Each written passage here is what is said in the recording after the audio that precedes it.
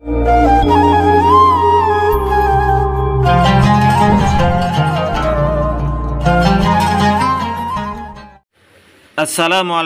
warahmatullahi wabarakatuh. Alhamdulillah wassalatu wassalamu ala Rasulillah wa ala alihi wa sahbihi wa mawala amma ba'du. Sahabat-sahabat Aswaja, seluruh subscriber semuanya, seluruh penonton, semoga Allah Subhanahu wa taala senantiasa memberikan rahmatnya, taufiknya, hidayahnya, maghfirahnya, memberikan kelancaran rezeki dan kesehatan kepada kita semua. Amin Allahumma amin. Ada permintaan dari salah seorang yang komentar di video saya untuk membahas masalah ini. Dia mengirimkan link ke saya. Ternyata setelah saya buka, dia seorang praktisi hukum yang membahas tentang nasab Rasulullah Sallallahu Alaihi Wasallam, yang membahas hadis katanya tidak sinkron dengan Al-Quran. Beliau itu adalah seorang praktisi hukum lawyer. Baik, mari kita langsung, biar tidak lama-lama, kita langsung masuk ke pembahasan. Apa yang beliau bahas diantaranya adalah menanyakan tentang status kesohihan hadis. Yang kedua adalah mempermasalahkan antara hadis Rasulullah Sallallahu Alaihi Wasallam katanya tidak sinkron dengan Al-Quran. Ini ulasannya.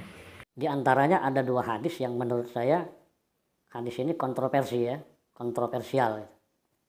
Pak lawyer, Pak praktisi hukum, bukan hanya dua hadis yang membahas masalah itu. Banyak ya Pak lawyer. Silahkan cek lagi jenengan. Pertanyaannya adalah, apakah kedua hadis tersebut termasuk hadis yang sahih? Kan itu pertanyaannya. Kalau dia sahih, maka siapa yang mensahihkannya? Pak lawyer, Anda mempermasalahkan, menanyakan apakah hadis itu sahih. Hadis ini ada yang mengatakan dhaif, termasuk Albani. Ada yang mengatakan hasan, termasuk ini, yaitu Imam As-Suyuti rahimahullah mengatakan hadis ini adalah hasan, hukmul hadis hasan. Juga ada ulama yang berpendapat bahwa hadis ini adalah sahihul isnad. Silahkan itu lihat Al-Mustadrak ala Sahihain. Lihat Pak lawyer ya. Nah, selanjutnya hadis yang senada juga seperti itu likulli bani ummin asobatun ila akhirih. Ini hadis juga diriwayatkan oleh Abu Ya'la dan Al-Musili. Ini mempunyai syahid, mempunyai penguat dari hadis Jabir yang diriwayatkan oleh Hakim, dan yang mensahihkan ini adalah Imam Hakim sendiri, wasahhahahu. Lihat itu Pak lawyer ya.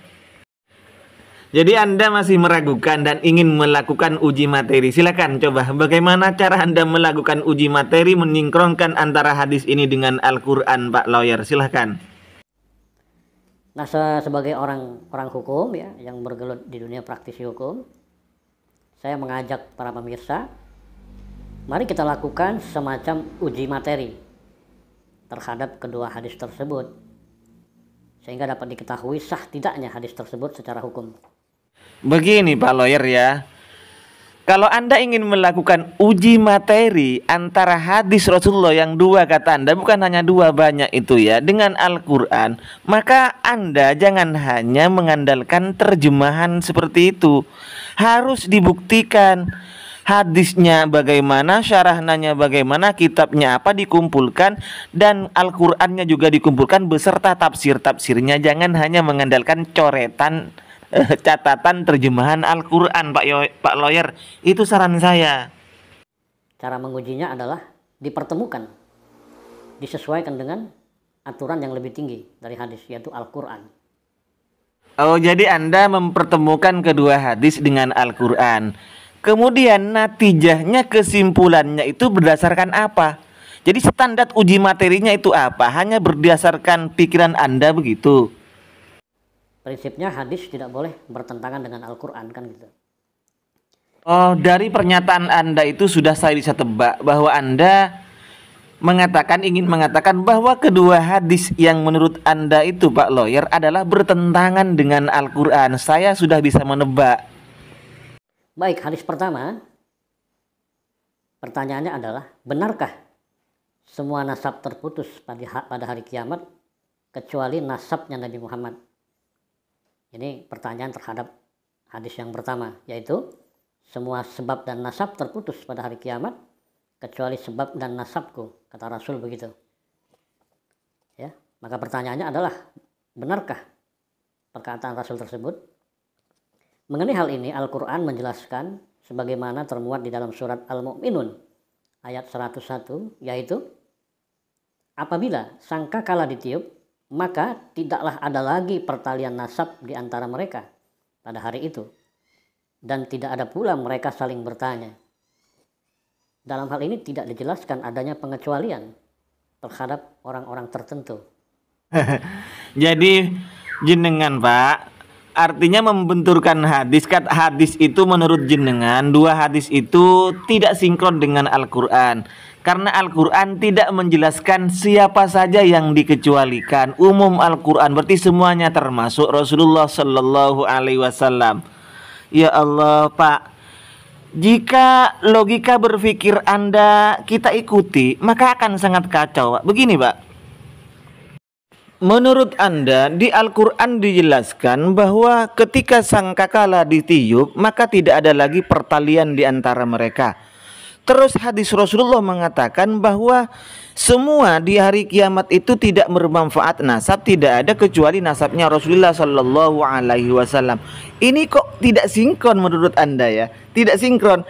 Al-Quran tidak ada pengecualian, tapi Nabi mengecualikan dirinya sendiri. Berarti menurut pikiran Anda mungkin itu keabsahan hadis ini perlu diuji materinya.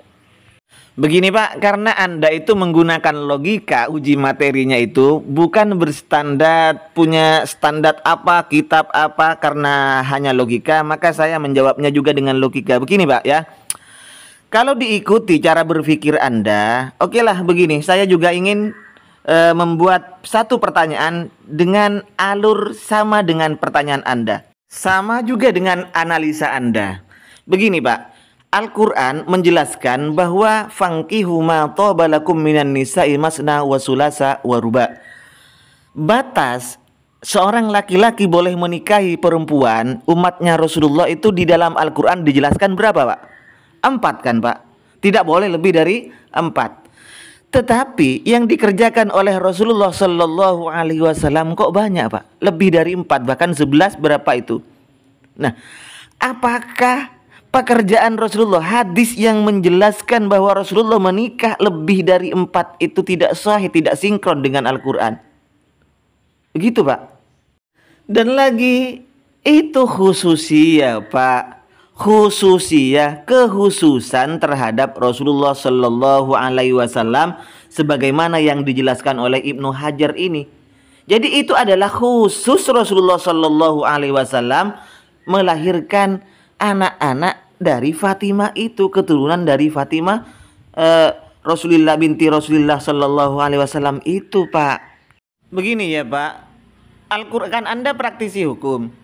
Al-Quran itu ibarat undang-undang lah, undang-undang. Kemudian di bawah undang-undang itu perpu apa itu yang mensyarah, yang menjelaskan undang-undang tersebut Pak. Hadis itu, sunnah Rasulullah itu. Jadi ada Al-Quran yang masih umum global itu dikhususkan, dijelaskan. Makanya kalau Anda belajar usul, di situ dijelaskan ada am, ada makhsus, ada mutlak, ada muqayyad. Begitu Pak, bukan langsung ya Allah. Begini Pak, saran saya ya, jenengan berbicara atau membahaslah sesuai dengan kapasitas jenengan. Jenengan itu adalah praktisi hukum, maka mungkin lebih bermanfaat ketika Anda membahas tentang masalah hukum daripada Anda membahas masalah agama seperti ini Pak ya. Itu saran dari saya. Jadi idza takallamal mar'u bi ghairi fannihi ata bihadhil ajaib. Khawatirnya seperti itu. Jika seseorang nanti berbicara tidak sesuai dengan bidangnya, maka yang akan terjadi adalah anta bihadhil ajaib, hanya terjadi lelucon saja Pak. Baik, demikian apa yang bisa saya sampaikan. Sebelumnya saya mohon maaf terhadap Bapak praktisi hukum, Bapak lawyer ini. Mudah-mudahan kita semua tetap dalam lindungan Allah Subhanahu wa taala. Amin Allahumma amin. Wa akhiran wal afwa minkum. Summassalamu alaikum warahmatullahi wabarakatuh.